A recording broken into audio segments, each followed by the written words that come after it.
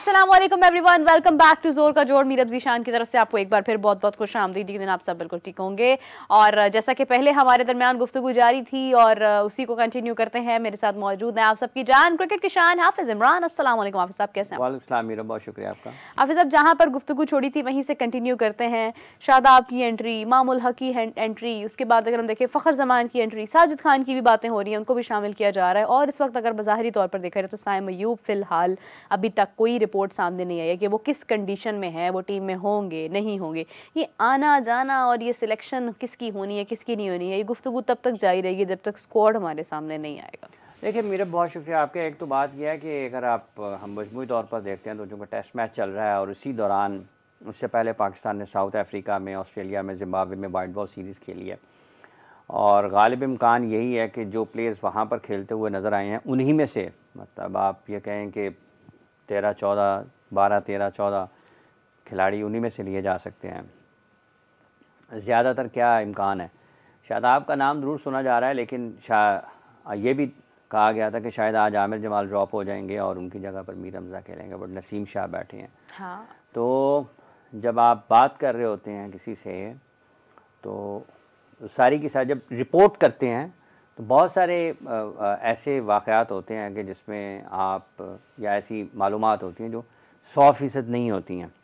बहुत मतलब ऐसा भी होता है कि आप रिपोर्ट करते हो 100% वही चीज़ें हो रही होती हैं, लेकिन बाद औक़ात ऐसा भी होता है कि ये जो खिलाड़ियों का मामला है इसमें एक आध आपके ख्याल एन वक्त पे, आप जब कल मैच शुरू है इस वक्त आप सोच रहे हैं कि वही चीज़ हो सकती है, लेकिन कल जब मैच का वक्त आता है, टॉस से पहले घंटा डेढ़ दो या रात को टीम मीटिंग होती है, अगले दिन आप सुबह को फैसला करते हैं तो बदल भी जाती हैं चीज़ें।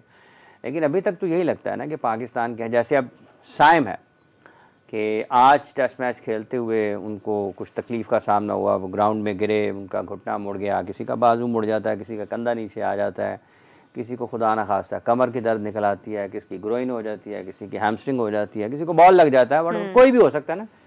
तो इस किस्म के तो हालात किसी के काबू में नहीं होते, तो अचानक तब्दीलियाँ हो जाती हैं। मतलब कोई अनफिट ट्रेनिंग करते करते अनफिट हो जाता है, हाँ। कुछ चोट लग जाती है आपको, आप सीढ़ियों से आपका पाँव मुड़ जाता है, ये तो किसी के बस में नहीं है। तो ऐन वक्त पर आकर कोई भी तब्दीली किसी भी अंदाज में मुमकिन तो हो सकती है, लेकिन ये जो जितने भी नाम हैं, साइम है, फ़खर हैं, ये सारे वो लोग हैं जो कि बड़े मजबूत उम्मीदवार हैं जब क्रिकेट आगे बढ़ेगी पाकिस्तान की। साइम अगर फ़िट होते हैं तो वो तो किसी सूरत पाकिस्तान के चैम्पियंस ट्रॉफी स्क्वाड से बाहर नहीं होते हैं, और यही हाल फ़खर ज़मान का भी है। फ़खर के लिए भी, फ़खर को भी नज़रअंदाज करना, जब आप पाकिस्तान में खेल रहे होंगे चैम्पियंस ट्रॉफी के मैचेस, तो मुश्किल होगा कि आप उनको नज़रअंदाज कर दें।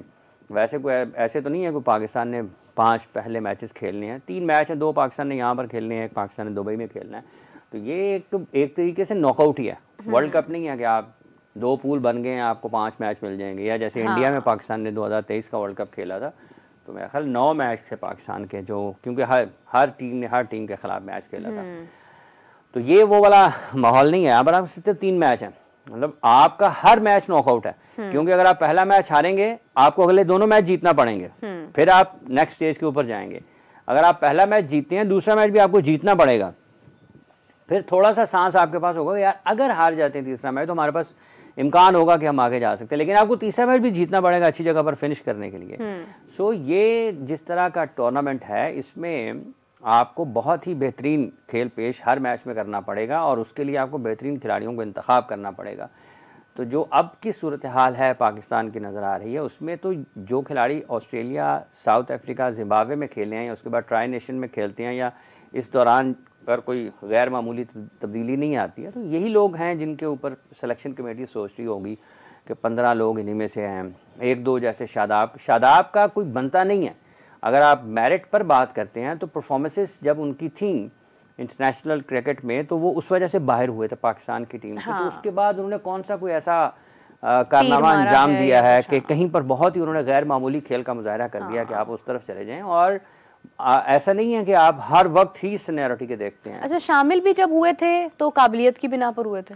देखिए, जब उनका डेब्यू हुआ था, ये एक बड़ा मसला रहा है गुज़िश्ता चंद बरसों में पाकिस्तान की टीम में मीरब के। वो जब आए थे वो बहुत अच्छे थे, ठीक है,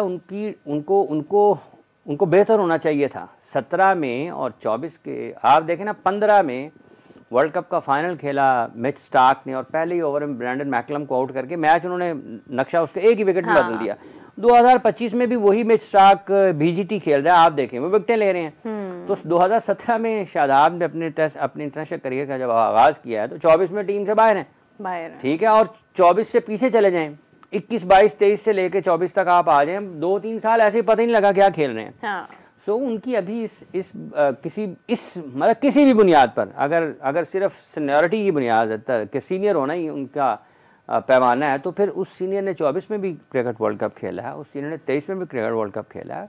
आपको सम टाइम आपको कुछ गैर मामूली सोच का मुजाहरा करना पड़ता है, और वो यही है कि जैसे 17 में शादाब बिल्कुल नए थे, किसी और को शामिल करते हैं नए को, बासलाहियत तो होगा तो आप उसको मुंतखब करेंगे ना, तो हो सकता है वो परफॉर्म कर जाए बेहतर। और फिर क्या कसूर है उन लोगों का जो परफॉर्मेंसेस दे रहे हैं? तो इसलिए ये मतलब ये आपको फैसले करना पड़ते हैं। ये नहीं है कि 500 लोग कह रहे हैं जी कि नहीं नहीं नहीं नहीं होना चाहिए, तो आप भी कहें 500 कह रहे हैं, मैं भी कहना शुरू करना होना चाहिए। ऐसे सिलेक्शन के मामले में कोई भी खिलाड़ी है, जब आप चैंपियंस और आप होस्ट कर रहे हैं ना, आप 29 साल के बाद आप एक आईसीसी का इवेंट होस्ट कर रहे हैं और आप उसमें भी इस किस्म की सिलेक्शन के साथ जाने की कोशिश करेंगे, तो इसका नुकसान पाकिस्तान के क्रिकेट को हो सकता है।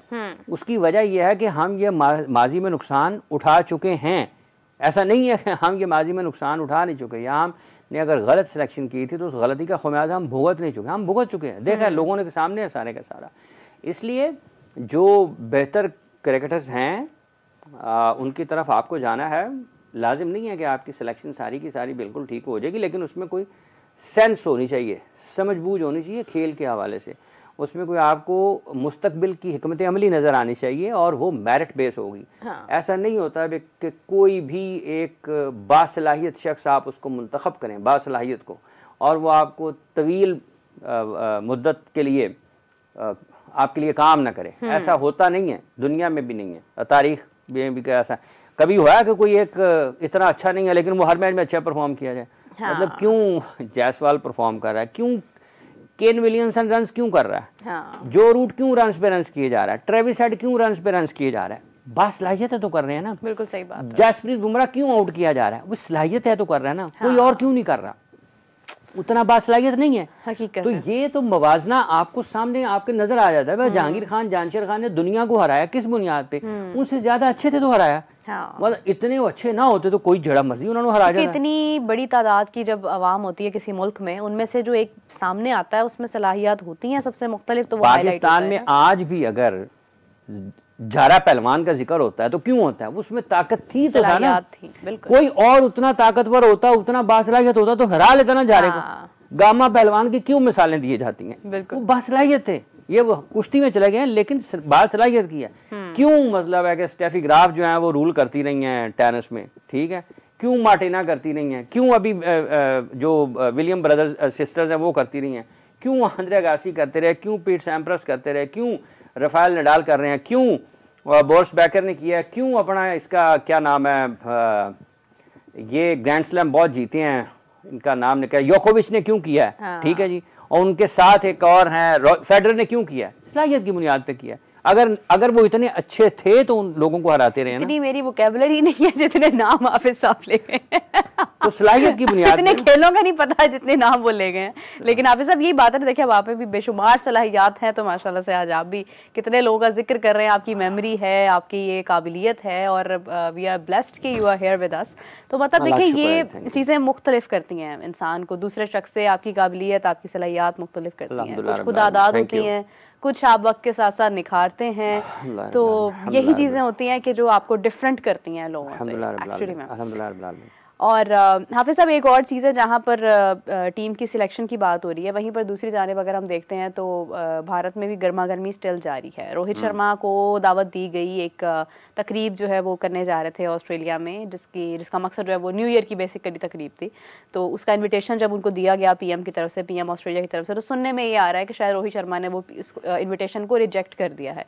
कई वजूहात हो सकती हैं इसकी, मीडिया अपने अंदाज में पोर्ट्रे करता है चीज़ों को, लेकिन क्या आपको लगता है कि रोहित शर्मा का ऐसा एटीट्यूड है कि वो उसको रिजेक्ट कर देंगे? एग्जैक्टली मैंने खबर देखी नहीं है, बट जब आप किसी टीम के कप्तान हैं और आप उस टीम का हिस्सा नहीं है, तो जो करैक्टर के लोग होते हैं और जिनकी एक आप कहें कि ना शनाख्त होती है, जिस बुनियाद पर अगर वो उस पर नहीं खड़े हैं तो वो उसको उसमें नहीं जाते हैं। उसको वहाँ पर अगर एज इंडियन टीम कैप्टन बुलाया जा रहा है तो वो तो इंडिया टीम को कैप्टन नहीं कर रहे ना, कैप्टनसी नहीं कर रहे, तो वो तो बाहर बैठे हुए हैं। हाँ। वह यार मैं कप्तान नहीं, मेरा क्या काम है, मैं बैठा हूँ। मतलब ये पहला मौका तो नहीं होगा कि वो ऑस्ट्रेलिया के वज़ीर आज़म से या किसी भी मुल्क के वज़ीर आज़म से मिल रहे होंगे, तो उनके लिए मैटर करती हैं चीज़ें। मतलब वो उसको फौरी तौर पर लगता है, जो टॉप प्रोफेशनल होते हैं उनके लिए उनकी जो अहमियत है और उनका जो अपना सोचने का अंदाज है वो ज़रा मुख्तलिफ होता है।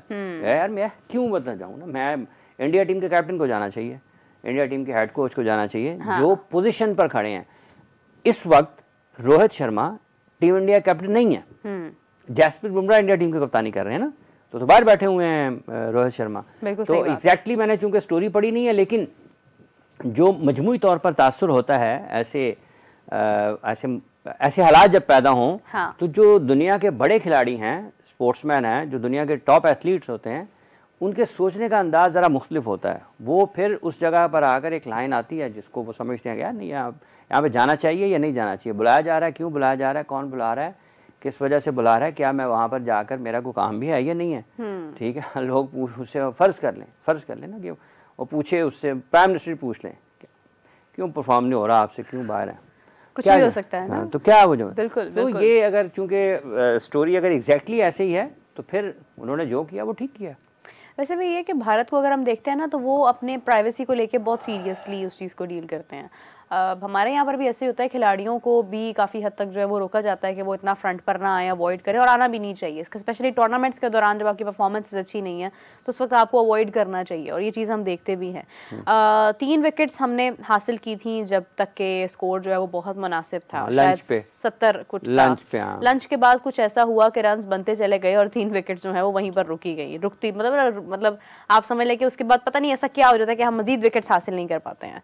तो क्या मौसम का कुछ टर्न हो गया या हमने कुछ ज़्यादा खा लिया, क्या रीज़न हो गया? देखिए, रिकल्टन रन्स कर रहे हैं, फिर बवूमा रन्स कर रहे हैं। बवूमा पिछले जो पहला टेस्ट मैच का दूसरी इनिंग्स थी उसमें भी मतलब बड़ा अच्छा कंट्रोल में खेल रहे थे। और जिस तरह से वो आउट हुए वो एक बहुत ही ख़राब शॉट था। उससे पहले इसका मतलब आउट होने का जो उसका वक्त था और जिस तरीके से वो आउट हुए और जिस तरीके से बाबर आजम आउट हुए, दोनों शॉट्स मुख्तलिफ हैं, लेकिन जिस गैर जिम्मेदारी का मुजाहरा बाबर आजम ने किया आउट होते हुए, वही बवूमा ने भी किया। और वो इस हद तक दबाव में थे कि बॉल उनके बैट को लगा ही नहीं है। ठीक है, उनके ट्राउजर से लग के गया और वो आउट हो गए। तो इस टेस्ट मैच में जब हमने लंच पर 3 विकेटें हासिल कर ली थी और उसके बाद हम उसको नहीं मज़ीद विकेटें हासिल कर पाए, तो क्रेडिट है पूरे का पूरा साउथ अफ्रीका को, उन्होंने बाउंस बैक किया है और उन्होंने मैच पर अपनी गिरफ्त बेहतर की है। क्योंकि अभी पहला दिन है, पहले दिन का भी कुछ वक्त पड़ा हुआ है, कहाँ पर फिनिश करता है साउथ अफ्रीका। लेकिन अगर वो रन्स ऑन बोर्ड अच्छे कर जाते हैं, क्योंकि आखिरी मरतबा जब मैंने देखा था शायद 200 के करीब थे वो, तो उस वक्त तक अगर वो फिनिश करते हैं अच्छी जगह पर और रन्स ऑन बोर्ड अच्छे हो जाते हैं तो पाकिस्तान के लिए मुश्किल हो सकती है। क्योंकि पाकिस्तान की बैटिंग टेस्ट मैच में उतनी ज़्यादा अच्छी तरीके से परफॉर्म नहीं कर पा रही है। और यही वो बुनियादी तौर पर सलाहियत का भी एक फ़र्क है कि आप एक मैच में बहुत अच्छा खेले हैं, अच्छा खेले हैं, जीते नहीं हैं, ठीक है, लेकिन दूसरी टीम आपसे ज़्यादा अच्छा खेली और वो जीत गई है। तो बॉलिंग में पाकिस्तान के इश्यूज़ हैं कि वो जो रन थ्रू करने वाली चीज़ है या दोनों एंड से आउट करने वाली चीज़ है वो पाकिस्तान में नज़र नहीं आ रही है। इंडिया में भी आप देखते हैं तो जसप्रीत बुमराह सारे अकेले एक तरफ है विकेटों के एतबार से, उनकी सारी की सारी बॉलिंग जो है वो विकेटों के एतबार से मेरा ख्याल उससे भी कम है। उन बुमराह ने अकेले ने सबसे ज़्यादा विकेटें ली, यहाँ से 30 विकेट शायद उन्होंने हासिल की। आज भी ले गए ना तो 31 हो गई और सारी की सारी बाकी बॉलर्स ने कुल मिलाकर भी इतनी विकेटें नहीं ली। तो पाकिस्तान में भी अगर आप देखें तो ये मसला है पाकिस्तान के साथ कि वो जो तवक्कुआत के मुताबिक खेल है पाकिस्तान के बॉलर्स वो पेश नहीं कर पा रहे हैं। और इसी वजह से जब आप मैच में गिरफ्त थोड़ी सी आप कंट्रोल करते हैं मैच को तो फिर आपके हाथ से निकलता है, तो फिर आपको दोबारा उसको काबू में लाने के लिए विकेटें हासिल करना पड़ेंगी। 3 हैं ऊपर तरह 2 विकेटें आउट करें, 3-4 विकेटें हासिल करें, मैच को फिर दोबारा कंट्रोल में करें। लेकिन रन साउथ अफ्रीका अब तक भी अच्छे स्कोर कर गया हुआ है। बिल्कुल सही बात है। और जब तक कि हमारी गुफ्तगू हो रही है तो हमने, जैसा कि हम रोज़ कहते हैं, हमने स्कोर कार्ड देखा नहीं है, क्योंकि हम ये जिम्मेदारी निभा रहे हैं, वो जिम्मेदारी हम नहीं निभा पा रहे हैं। तो ये है कि हम जो भी डिस्कशन करें, डेफिनेटली आई विश के जब तक हम स्कोर कार्ड देखें तो उस पर रिजल्ट ऐसे हों कि देख के ब्लड प्रेशर लो ना हो जाए, मुनासिब रहे। हाफिज़ साहब, एक और चीज़ है लास्ट में कि PSL अगर हम देखें उसकी ड्राफ्टिंग जो कि गवादर में कही जा रही थी कि गवादर में होनी है, लेकिन due to the weather conditions and different scenarios उसकी वजह से शायद जो है वो उसको शिफ्ट किया जा रहा है लाहौर में, बादशाही मस्जिद में। तो कैसी ड्राफ्टिंग जो है वो एक्सपेक्ट कर रहे हैं हम बादशाही मस्जिद में अगर होती है तो? हाँ देखें, बात यह है कि वो ग्रेटर इकबाल पार्क की तरफ जाएंगे, फिर मेरा ख्याल है एग्जैक्टली उसकी लोकेशन तो अभी कंफर्म नहीं इस्तेमाल कर सकते। ग्रेटर इकबाल पार्क की तरफ जाएंगे क्योंकि वहीं पर है सारी चीज़ें। हाँ। मीनार पाकिस्तान भी है, फिर शाही कला भी है, और उसके साथ साथ बादशाही मस्जिद भी है। तो ये एक उसी बाउंड्री में सारी। हाँ। ठीक है, क्या मतलब आप ओपन एयर करते हैं, उसको फ़र्ज़ कर लें, तो क्या पब्लिक को आप अलाउ करेंगे? पब्लिक तो अलाउ नहीं होगी, प्राइवेसी डेफिनेटली बहुत ज़्यादा होगी। ठीक है ना। सो देखते हैं, अच्छी कर लें, अच्छा है अगर एक नई चीज़ होगी इस तरीके से। पहले जब 2022 नहीं 23 में, शायद 23 की जो थी ट्रॉफ़ी, PSL की ट्रॉफ़ी की अनवेलिंग थी, शायद 22-23, हाँ 23 की थी। 23 की ट्रॉफ़ी की जो अनवेलिंग थी वो शालामार में की थी, इधर शालामार बाग में पाकिस्तान क्रिकेट बोर्ड ने। वो भी ज़रा अपने उस कल्चर को जो हमारा है उसको दिखाने के लिए, सकाफ़त के रंग को नुमाया करने के लिए।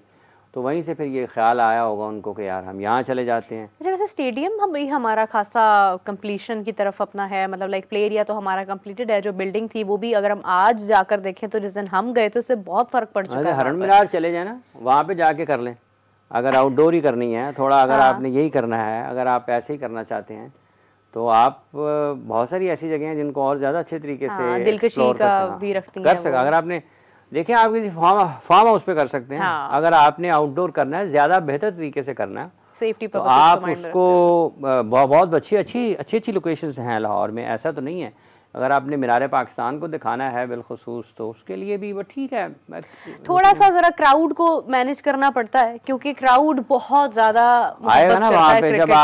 जब आप वहाँ पे लगाएंगे उस वक्त और लोगों को पता होगा तो लोग तो फिर आएंगे कि आप ग्रेटर इकबाल पार्क में अगर कर रहे हैं, हुजूरी बाग में कर रहे हैं, या जिस जगह पर भी कर रहे हैं तो लोग तो आएंगे। और अगर आप इसको, एक और मेरे जहन से नाम निकल गया, ये रावी पर बारादरी या पता नहीं कौन सा है, नाम मेरे जहन से निकल गया है, वो भी अच्छी जगह है।